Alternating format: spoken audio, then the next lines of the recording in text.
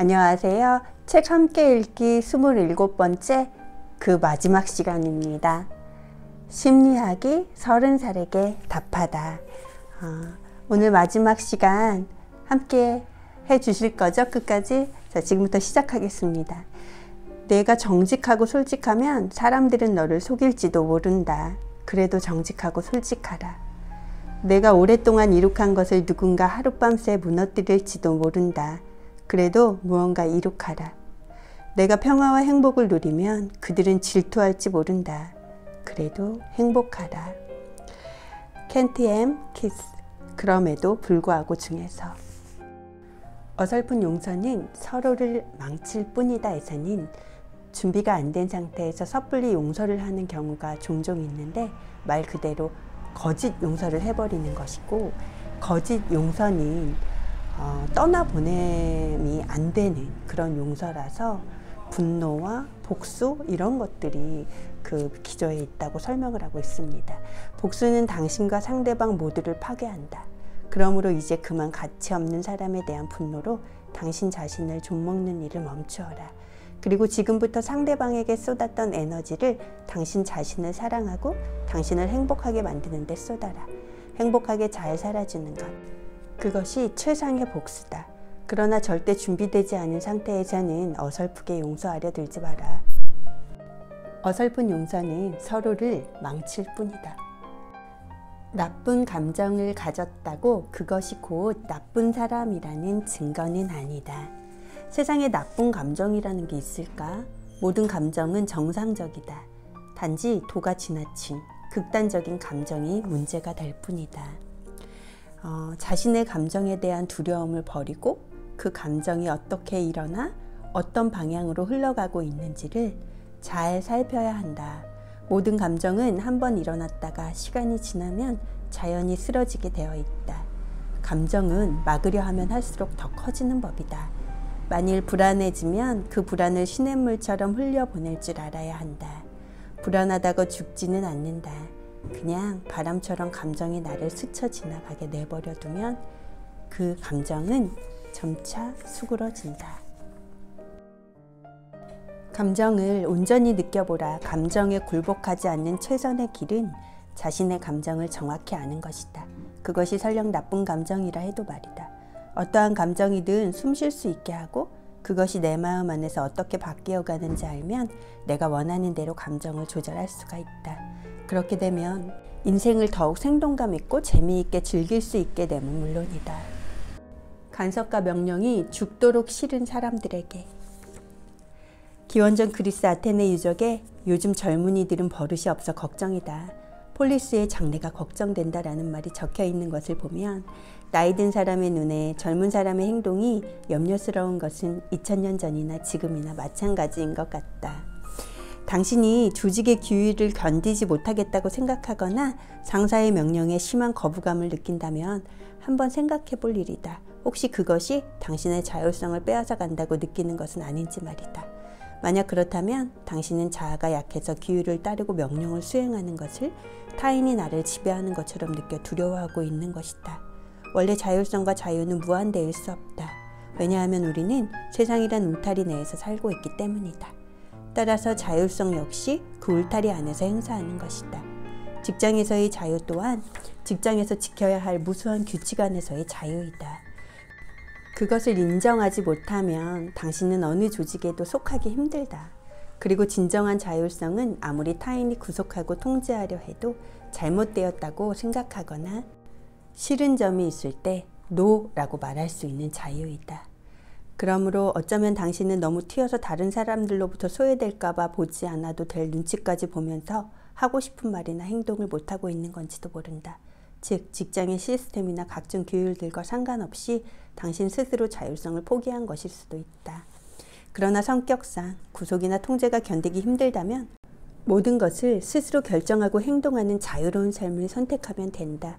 그러나 이 경우 당신이 모든 것을 결정해야 하고 그 결과까지 책임져야 하는 부담감이 뒤따른다. 당신에게 명령을 내리는 윗사람들이 매일 했던 그 일을 이제는 당신이 해야 하는 것이다.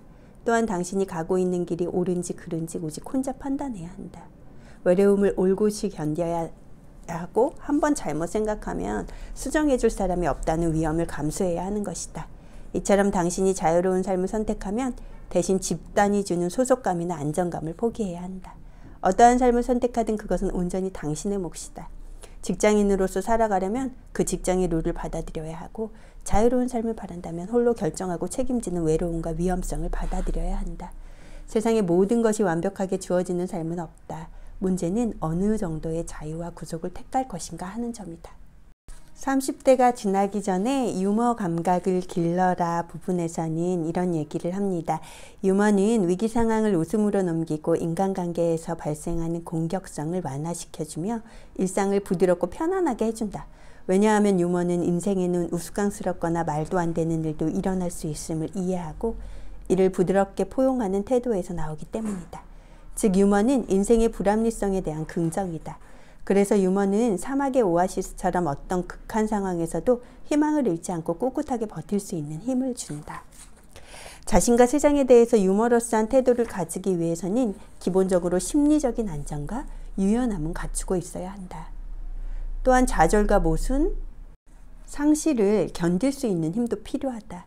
인생의 희노애락을 경험한 사람들이 짓는 잔잔한 웃음이 가치 있게 보이는 것은 바로 그 웃음이 모순을 겪고 난 뒤에 현실을 긍정하는 태도에서부터 배어 나오기 때문이다. 그러므로 유머 감각이 없다고 너무 고민하지 말고 우선 쉽게 흥분하지 않는 법, 상황을 파악하는 힘부터 길러라.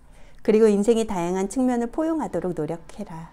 그래야만 당신을 포함한 모든 사람을 웃음으로 껴안을 수 있을 테니까.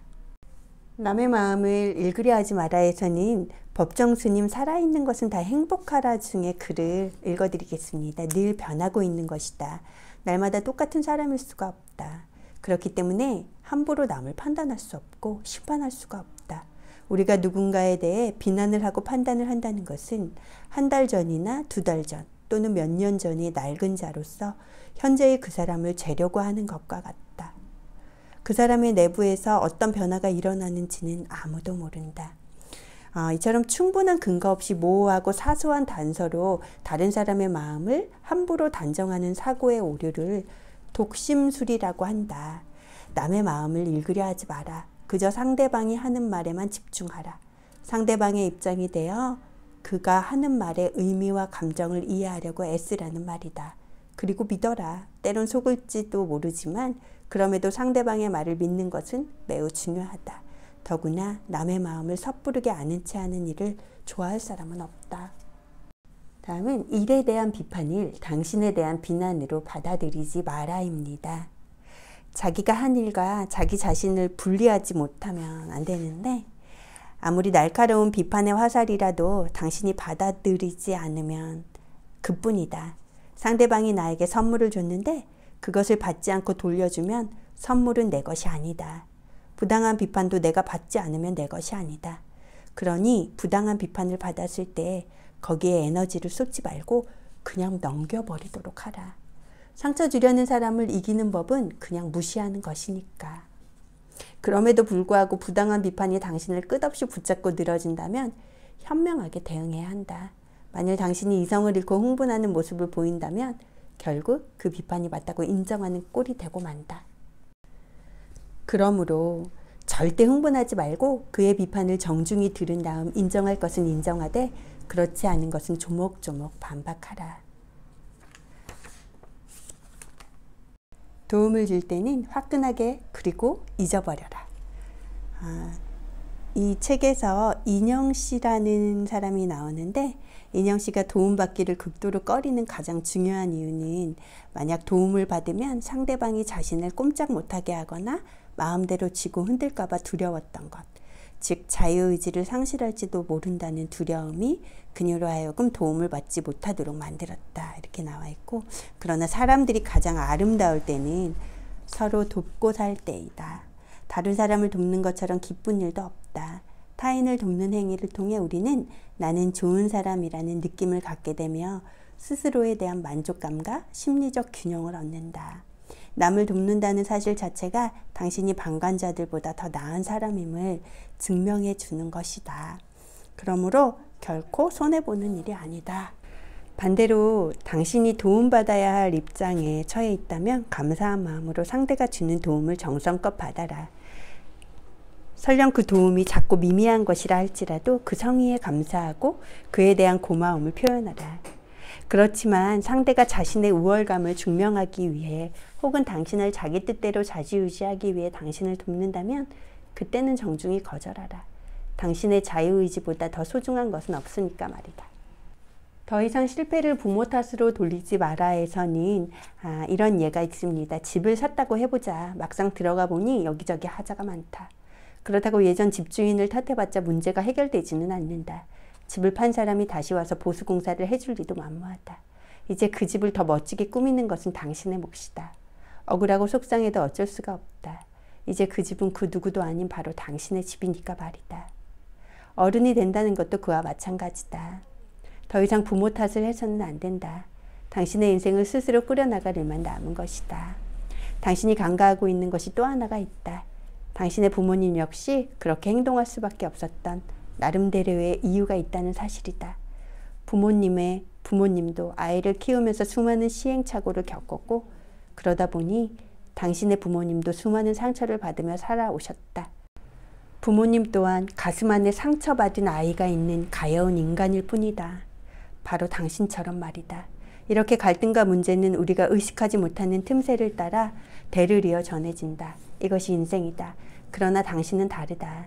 당신은 문제가 무엇인지를 안다. 예전에는 정확히 알 수 없는 문제에 무기력하게 끌려다녔다면 이제는 당신이 그 문제를 끊어내고 그로부터 자유로워질 수 있는 칼자루를 쥐고 있는 셈이다. 언제까지 부모 탓만 하며 살 것인가? 부모 탓을 하고 있는 이상 당신은 인생의 주도권을 아직 부모에게 내어주고 있는 것이다. 진정한 어른이 되고 싶다면 그것을 되찾아 당당하게 당신 인생의 주인이 되라. 부모 탓만 하기에는 인생이 너무 짧다. 감정 표현 이렇게 하라. 감정을 표현할 때는 나는 뭐뭐라고 느낀다라는 문장을 사용하는 것이 좋다. 나는 네가 전화를 안 해서 속상했어. 나는 내가 약속을 안 지켜서 화가 나 등등 나를 주어로 해서 문장을 만들면 내 느낌을 순수하게 상대방에게 전달할 수 있다. 하지만 사람들은 보통 갈등의 상황에서 너 때문에 속상해, 너 때문에 화가 나 라고 말한다. 이런 말은 의도와 상관없이 상대방을 탓하고 비난하는 말이 되어버린다. 그러면 상대방은 자신을 보호하기 위해 화를 내거나 움츠려들고 순식간에 감정 싸움으로 번지게 된다. 그러므로 어떤 순간에도 감정을 표현할 때는 그 목표가 내 감정을 정확히 상대방에게 전달하는 데 있다는 사실을 잊지 말아야 한다. 둘째, 감정이 격한 상태에서는 가급적 표현을 삼가해야 한다. 감정은 공명현상을 불러일으킨다. 상대가 기분이 좋으면 나도 기분이 좋아지고 상대가 짜증을 내면 나도 짜증이 나는 것이다. 그러므로 만일 상대방이 화를 심하게 낸다면 이렇게 말하는 것이 좋다. 네가 그렇게 화를 내면 나도 화가 나. 우리 좀 가라앉힌 뒤에 말하자. 셋째, 감정에 충실하되 감정을 너무 믿지 말아야 한다. 감정을 솔직하게 표현하는 것이 중요하다더니 너무 믿지 말라고? 물론 감정은 내면에서 보내온 메시지이므로 어떤 감정이 일관되게 느껴진다면 이에 귀를 기울여야 한다. 그런데 감정은 기본적으로 쾌락의 원칙을 따르기 때문에 현실을 고려하기보다 즉각적인 만족을 추구한다. 그래서 감정의 변화가 심한 경우 그 감정을 무작정 따라가다가는 정체성에 혼란이 오고 대인관계에 문제가 생길 수도 있다. 그러므로 지금 느껴지는 감정이 즉흥적인 것인지 나중에도 책임질 수 있는 것인지 잠시 호흡을 가다듬고 생각해보라. 그래야만 잘못된 감정 표현으로 나와 상대방 모두 상처 입는 것을 막을 수 있다. 한 번이라도 자살을 생각해본 사람들에게 통계에 따르면 자살자의 90%는 정신적 질환을 앓고 있었던 것으로 밝혀졌다. 그렇다면 자살은 어느 정도 치유할 수 있고 예방할 수 있는 문제이다. 그러므로 자살에 대해 개인적인 두려움이나 혐오에서 벗어나 냉철한 관점에서 바라볼 수 있어야 한다. 왜냐하면 자살은 누구에게나 일어날 수 있는 문제이고 그것이 곧 우리 가족의 일이 되지 않으리라는 보장이 없기 때문이다. 자살을 꿈꾸는 사람들의 심리에는 다음과 같은 10가지 공통점이 있다. 1.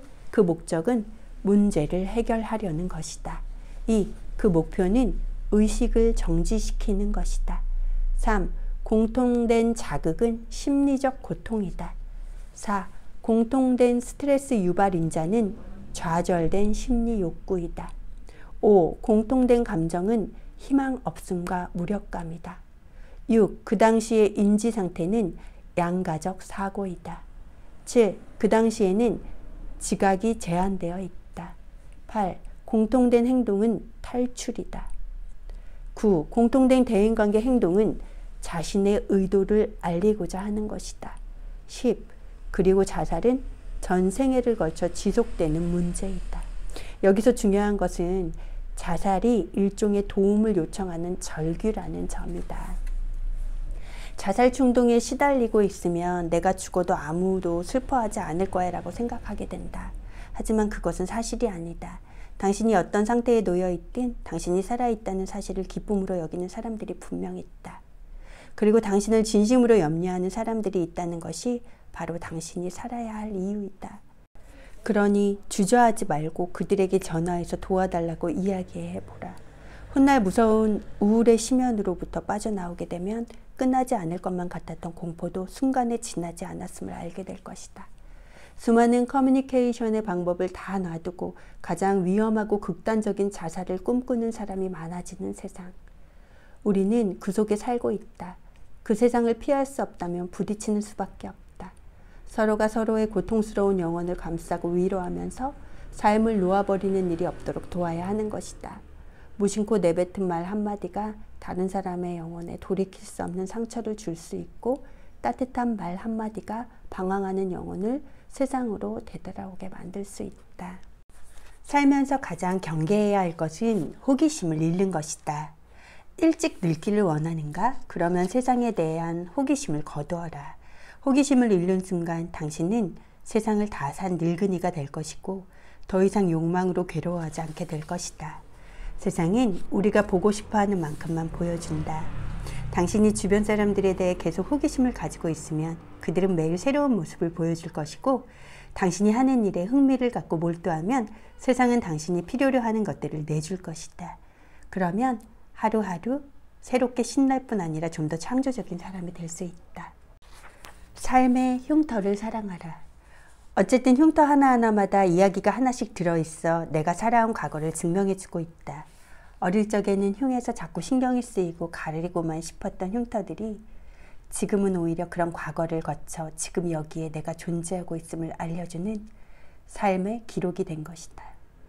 흉터는 우리가 어떻게 받아들이냐에 따라 삶의 훈장이 될 수도 있고 숨기고 싶은 창피한 흔적이 될 수도 있다. 만일 몸과 마음에 감추고 싶은 큰 흉터가 있다면 더 이상 그 흉터 때문에 괴로워하지 마라. 그럴수록 생채기만 더 날 뿐이다. 왜 상처는 벌써 아물었는데도 그 흔적 때문에 괴로워해야 하는가? 상처는 쓰라렸지만, 상처를 이겨내는 과정은 힘들었지만 어쨌든 당신은 그것을 이겨냈다. 흉터가 바로 그 증거다. 흉터야말로 당신이 그만큼 용감했고 강인했음을 말해주는 삶의 훈장인 것이다. 그러므로 큰 상처에도 불구하고 씩씩하게 살아남은 당신 자신을 칭찬하라. 또한 그 흉터를 소중히 여기고 그 흉터가 증명하는 당신 자신의 힘을 믿어라. 다른 사람들도 당신만큼이나 두려워하고 있다. 타인과 함께 있으면 사소한 반응까지 모두 신경 쓰느라 쉬이 피곤하고 늘 긴장 상태인 사람들이 있는데 그 명주 씨라는 사람의 이야기를 가지고 왔습니다. 동료들과 모임이라도 한 날이면 집에 와서 내가 이 말을 할 때 그 사람이 웃었는데 내가 바보 같아 보여서 그랬나? 그 사람 표정이 안 좋던데 내가 뭐 실수했나? 라는 걱정으로 잠을 설친 적도 여러 번 있고 늘 전전긍긍하며 사람들의 눈치를 살핍니다. 명주 씨의 문제는 관계사고가 심하다는 데 있었다. 관계사고란 사람들이 자신을 따돌리고는 뒤에서 쑥덕거리며 욕을 한다고 생각하는 것을 말한다. 즉 관계사고는 열등감과 관련이 있다. 그런데 짧게 얘기하자면 그 누구도 뒤에서 당신 얘기만 하며 시간을 보낼 정도로 한가하지는 않다. 우리는 모두 부족하고 못난 부분이 있기에 빈 구석을 채워줄 누군가를 필요로 한다. 그러니 다른 사람들도 당신만큼이나 두려워하고 있다는 것을 떠올리며 먼저 다가가 보라. 당신의 어깨를 빌려주고 때론 상대방의 어깨에 기대면서 말이다. 그러면 두려움은 물러가고 그 자리에 행복이 찾아올 것이다. 가까워진다는 것에 대하여 가까워지는 것이 거절당하는 것보다 더 어려울 수 있다. 특히 자아의 경계가 약한 사람들은 상대가 경계를 무너뜨리고 깊숙이 침범해 들어오는 것을 두려워한다. 둘이 하나로 합쳐져 자기를 잃어버리거나 상대에게 흡수되어 통제당할지도 모른다는 공포를 느끼는 것이다. 한편 자기 자신이 나쁘고 추하고 더럽다고 느끼는 사람들은 상대가 이런 모습을 보고 실망해서 떠나버릴까봐 친밀해지기를 두려워한다. 그래서 그들은 안전거리를 필요로 한다. 어느 정도 가까워지고 나면 더 이상 가까워지기를 꺼리는 것이다. 그리고 정해놓은 선을 넘어오려는 사람을 경계하고 사람을 만날 때 항상 긴장하며 방어적인 태도를 보인다. 친구가 많다고 해도 모두 피상적인 관계일 뿐 속마음을 있는 그대로 보여주는 친구는 거의 없다. 가깝다는 이유로 당신의 방식을 강요하지 마라. 또 친밀해지고 싶다면 상처 입을 각오를 해라. 가까워졌다고 생각한 순간이 끝이 아니라 시작이다. 관계도 나무를 가꾸듯 꾸준히 물을 주고 가꾸어야 한다. 가깝고 소중하기 때문에 예의와 약속을 잘 지켜야 하고 더 신경을 써야 하고 더 아껴야 하는 것이다. 외로운 이 행성에서 친밀함이야말로 우리에게 주어진 귀한 선물임을 기억하면서 책을 많이 읽어라. 세상을 사는 동안 우리가 경험할 수 있는 것들은 한정되어 있다. 세상에서 일어나는 모든 일을 직접 몸으로 부딪혀 경험할 수는 없는 것이다. 또 아무리 많이 경험해봐야 우리가 사는 시간과 공간을 뛰어넘을 수 없다. 이때 우리를 보완해 주는 것이 바로 책이다. 책은 우주의 시작부터 우주의 소멸까지 무한대의 시간을 다룬다. 인간과 삶에 대한 이해도 얻게 된다. 끈기를 길러라. 오랜 시간 노력하다 보면 어느 순간 우리는 비약적으로 발전한다. 티핑 포인트라는 말이 있는데 이는 모든 것이 한꺼번에 변화하는 극적인 순간을 의미한다. 예를 들어 99도씨의 물이 100도씨가 될 때 불과 1도씨의 차이지만 물은 질적으로 달라진다. 이를 티핑 포인트라 부르는 것이다. 우리의 삶에도 티핑 포인트가 존재한다. 그러나 그 순간을 위해서는 물이 끓기를 기다려야 하듯이 인내하며 준비하는 과정이 필요하다. 과거가 현재를 지배하게 놔두지 마라. 잘못된 과거를 되돌리고 싶다는 생각에 빠져 지금을 살지 못하는 사람들, 정신분석 치료를 받는 사람들의 대부분이 여기에 속한다. 더 이상 과거가 당신의 현재를 지배하도록 내버려 두지 마라.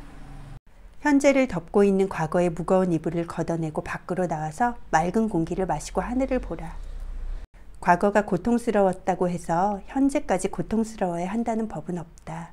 과거가 고통스러웠다면 그것을 잘 지나온 당신은 그것만으로도 행복해질 권리가 있다. 그리고 당신은 행복해질 것이다. 과거의 슬픔을 인정하고 슬픔을 이겨낸 자신을 대견하게 바라볼 수 있다면, 행복해질 자격이 있다고 스스로 믿는다면, 새로운 방식으로 사는 모험을 두려워하지 않는다면. 인생은 어느 때고 다시 시작할 수 있다. 너무 늦었다라는 변명을 걷어낸다면 인생은 작은 노력에서부터 다시 시작된다. 첫째, 많이 움직여야 한다. 둘째, 희망을 버리지 말아야 한다. 셋째, 당신은 이제 더 이상 떨어질 곳이 없다는 것을 기억하면 된다. 사무엘 베케트는 이렇게 말했다. 또 실패했는가? 괜찮다. 다시 실행하라. 세상에 늦은 일은 없다. 인생은 어느 때고 다시 시작할 수 있다. 끊임없이 움직이면서 기회를 잡으려고 한다면, 희망을 버리지 않는다면, 더 이상 내려갈 곳도 없다는 오기로 노력한다면 당신은 지금도 충분히 꿈을 꿀 수 있다. 세상을 좀 더 나아지게 하는데 기여하라. 그것이야말로 유한한 인생을 영원한 것으로 만드는 방법이며 나중에 당신이 잘 살았다고 스스로 만족할 수 있는 방법이다. 왜냐하면 훗날 당신이 죽은 뒤에도 당신이 만든 더 나은 세상은 존속할 것이기 때문이다. 운이 좋으면 죽기 전에 그런 세상을 맛볼 수도 있을 것이다. 어쨌든 더 나은 세상을 만들기 위해 노력하는 것은 당신의 인생에 많은 의미와 가치를 부여해 줄 것임에 틀림없다. 다시 시작할 힘은 이미 당신에게 있다. 그래도 나는 믿는다. 사람들은 자기를 추스른 다음 움직일 테고 힘든 하루하루를 잘 이겨낼 테고 다시금 앞으로 나아갈 거라고. 왜냐하면 나는 사람들이 가진 복원력을 믿기 때문이다. 복원력은 힘든 상황에 맞닥뜨렸을 때 그 스트레스를 이겨낼 수 있도록 돕는 힘을 말한다. 인간은 누구나 스스로를 치유할 수 있는 힘을 가지고 있다. 그래서 복원력은 다른 말로 자연 치유력이라고도 한다. 상처가 난 자리에 새살이 돋듯 마음의 상처를 스스로 치유하는 복원력. 그 힘은 우리의 생각보다 훨씬 더 강력하다. 많은 사람들이 홀로코스트 같은 비극적인 사건을 겪고도 살아남아 다시 삶을 일으켜 세울 수 있었던 것도 모두 복원력 덕분이었다. 그러나 복원력이 뛰어나다고 해서 스트레스를 받지 않는 것은 아니다. 다만 복원력이 뛰어난 사람들은 스트레스에 압도당하지 않고 그것을 극복할 수 있다고 믿었다. 당신은 분명 스스로 상처를 치유하고 일어설 것이다. 더 강해질 것이고 더 멀리 내다볼 것이며 더 높이 날 것이다. 그러니 힘든 상황을 헤쳐나가고 싶다면 당신 내부에 있는 놀라운 힘을 믿어라. 그리고 그 힘을 든든한 지원군으로 삼아 앞으로 나아가라. 겁날 게 뭐 있는가? 아직 30밖에 안 된 당신이 뭐든지 할 수 있다.